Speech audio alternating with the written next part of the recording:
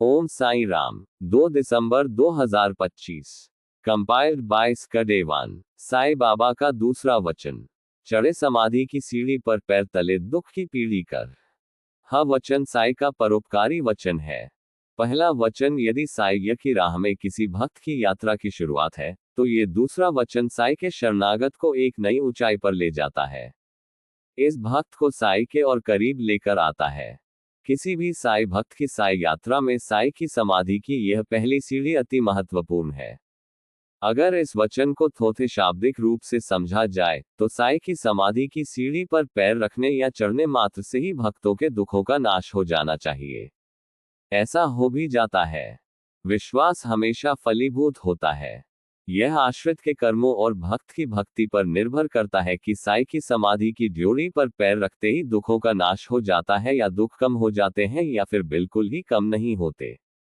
किसी को भी अपने ऊपर पैर रखने देने के पूर्व ये समाधि के स्थान पर सीढ़ी कड़े इम्तिहान लेती है। भक्त की भक्ति की परीक्षा और उसके कर्मों का लेखा यहीं पर परखे जाते हैं। इस वचन की महत्ता को समझने के लिए ये समझना होगा कि समाधि क्या है, चढ़ना क्या है, चढ़ने वाले की योग्यता क्या होना चाहिए, दुख क्या है, दुख पैरों तले कैसे आएंगे। समाधि मन, तन और चित्त की वो एक अवस्था है जिसमें भूत, वर्तमान और भविष्य तीनों एक साथ, एक ही स्थान पर, अभी और यहीं संजोए रहते हैं। जो कुछ भी होता है वो बस अभी और यहाँ होता है। जिसने समय पर नियंत्रण पा लिया, उसने तब और कब पर विजय प्राप्त कर अब को पा लिया। इसी तरह जिसने स्थान पर काबू पा लिया, उसने कहां और वहां पर विजय प्राप्त कर ली, उसने यहां को जीत लिया। साई के साथ सब कुछ ऐसा ही था। वो समय और स्थान से परे लोगों को उबार लेने का काम करते थे और आज भी कर रहे हैं। दरअसल समाधि अवस्था योग की सर्वोच्च स्थिति है जिसमें समय और स्थान निर्मूल हो जाते हैं। सभी कुछ एक साथ, एक ही जगह, एक ही समय पर घटित होता है। यह अवस्था शारीरिक ताप संताप, इच्छाओं वासनाओं से परे है। इस अवस्था में शरीर दूसरे के रोगों को अपनी भी इच्छा से हर भी लेता है और नष्ट भी कर देता है।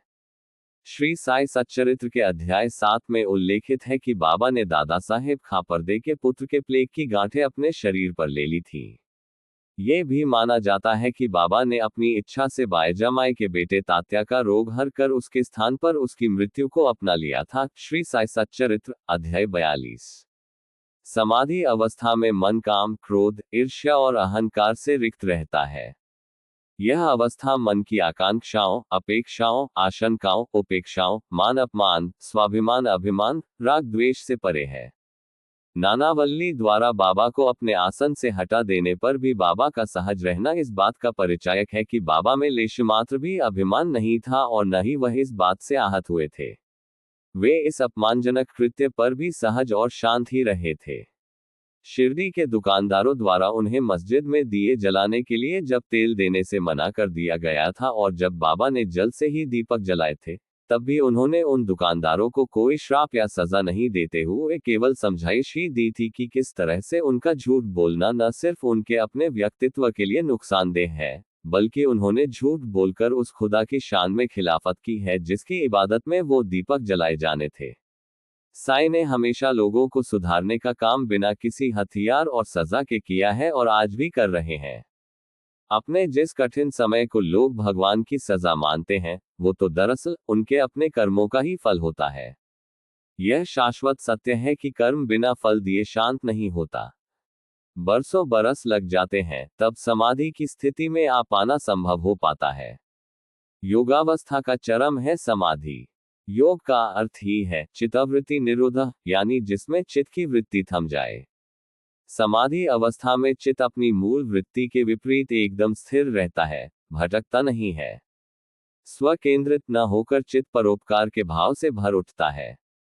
इसलिए तो साई की शरण में जाकर अपने पापों के कटने का एहसास मन को होता है। जीवन सरल बन जाता है।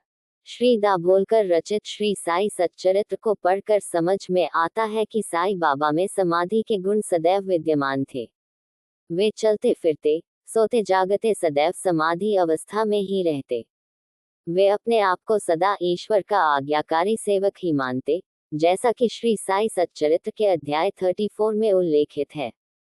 बाबा ने श्यामा से कहा, जो निर्भिमान होकर अपने को तुच्छ समझकर उन ईश्वर पर पूर्ण विश्वास करेगा, उसके कष्ट दूर हो जाएंगे और उसे मुक्ति की प्राप्ति होगी। जो मुक्त है वही सच्ची समाधि में है। शरीर, मन और चित्त की यह स्थिति ईश्वर का अखंड स्मरण करने से, उसके अस्तित्व में बिना शर्त समर्पण कर और संपूर्ण ब्रह्मांड को उसकी सत्ता मानकर आचरण करने से ही संभव है। यही कारण है कि साईं जब सदेह थे तब भी सर्वज्ञ, सर्वशक्तिमान और सर्वोपरि थे, और आज जब वो भौतिक देहधारी नहीं है तब भी इन्हीं गुणों को परिलक्षित करते दिखते हैं। बाबा भली कर रहे। श्री गुरु साईनाथार्पणमस्तु। शुभ भवतु। कल का वचन। साईं बाबा का दूसरा वचन।